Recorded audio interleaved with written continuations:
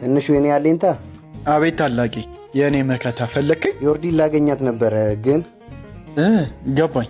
ስማኝ ደግሞ እንዳታመሽ እሺ? እናታችን ትጠብቀናለች። እሺ ወንድሜ አመሰግናለሁ። በቃ እኔም ልሂድ፣ እዚህ ቁጭ ብዬ ቀረው እኮ። ቆይ እንጂ መልሳለሽ እኮ። ያዘው፣ ችግር የለውም። ቻው። ሰማኝ አንሰጠውም። እሺ ጨርሻለሁ። እናመሰግናለን። ምን ማለት ነው አባ? የሰራሁበትን ስጠኝ እንጂ የሰራሁበትን ስጠኝ። ወንድም አንተ እንዴት ነው በእናትህ ያፈላው?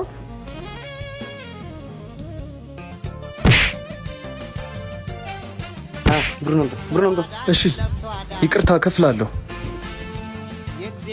ሁለተኛ እዚህ እንዳላይ ፕሊዝ። ጎዱ እንዴ ወንድሜ? እስቲ ጎዱ እንዴ? ደህና ነኝ እባክህ። ለእነሱ ነው መቻንሳለሁ። ቆይ አንተ ዮርዲ ጋር አልነበርክም? ነበርኩ ግን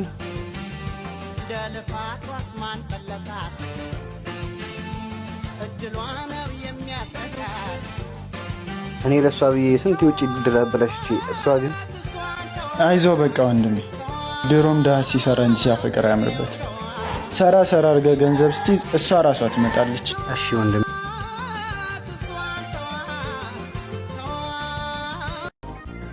ቻው ማዘሯ። ሰላም አይለን። ስማኝማ ትንሹ።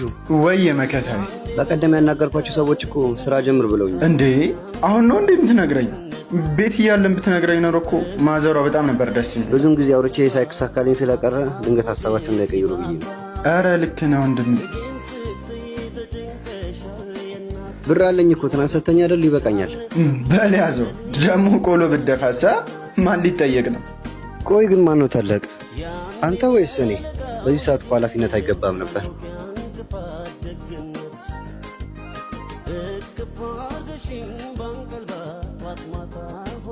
አለየኩም። ፒስ ነው።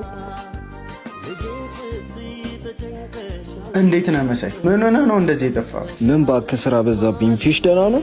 ደህና ነው ፈጣሪ ይመስገን። ቆይ ግን ለምንድን ነው ስራ የማይሰራው? ቤተሰቡን መርዳት ባለበት ሰዓት ካንተ መቀፈል ነበረበት። ምን መሰለህ ፊሽ በጣም ጎበዝ ተማሪ ነበር። አባታችን ሲሞት የቤተሰቡ ኃላፊነት እሱ ላይ ወደቀ። ትምህርቱን አቋርጦ ስራ እየሰራ ነው እኔን ያስተማረኝ። የመጀመሪያ ልጅ ስትሆን ኃላፊነቱ ሁሉ አንተ ላይ ነው የሚወርድ። ተራው የኔ ነው። አሁን ግን ደርሼለታለሁ፣ አግዘዋለሁ። ብቻ በርታ በይ። አይዞሽ ብራዘሬ። እንኪ አመሰግናለሁ። እሺ መሳይ። ሃይ። አቤት። ፊሽ የለም? የለም። ለምን ፈለግሽው? ምን ማለት ነው? ፍቅረኝ እኮ ነው። ትሰሚኛለሽ? የኔ ወንድም ያንቺ መቀለጃ አይደለም። እሺ ማለትማ ትናንት ያደረግሽውን ነገር ረስተሽው ነው እንዴ? ሁሉንም ነገር አውቋል። ላይኩን እንደምታስበው አይደለም። ለማንኛውም እንደ ጦጣ ከአንድ ወንድ ወደ አንድ ወንድ መዝለል እርድና አይደለም። እሺ ሁለተኛ ወደ ወንድሜ ህይወት ተመልሰሽ እንዳትመጪ። አሁን ተነሽና ከዚህ ጥፊ ውጪ። እንዴ ወንድሜ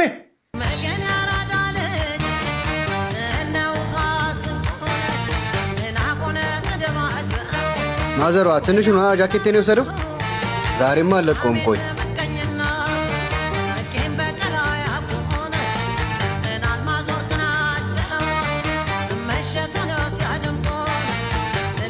ሄሎ የኔ ፍቅር መጣሁ፣ ደርሻለሁ። ታላቂ ለዛሬ ብቻ እኮ ነው፣ ከዛሬ በኋላ አልለብስብኝ። አንተ ልጅ ልብሴን አትንካ አላልኩም እንዴ? በላው ልቀውን። ያውልህ አንተ እባክህ ወደዛ። አልፈራም። እሺ ዛሬማ በድንጋይ ነው አናትህን የምፈነክትልህ። ኧረ ሹፉ፣ ይሄ እኮ ነው ባለፈው ይመጣኝ። ምን እየጠበቅን ነው ታዲያ? ዛሬ እኮ ብቻውን ነው። ደብሮኝ ነበር። እንደው አሪፍ መዝናኛ ያገኘ።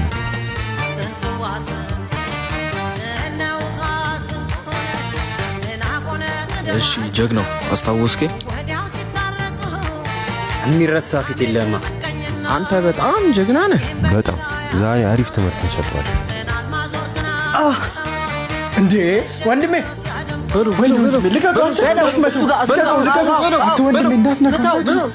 ልቀኝ።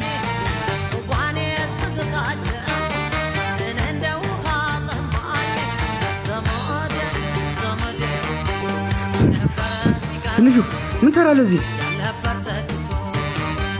አናደኝ። በድንጋይ ልፈነክት ነበር። ጭራሽ ልመታኝ? የኔ መከታ የኔ አለኝ እንካይ ልበሰው። እሺ ድሮም እኮ እንደማጨክንብኝ ያውቅ ነበረ። አሁን ልሄድ በቃ። እንዴት ነው አምሮብኛል?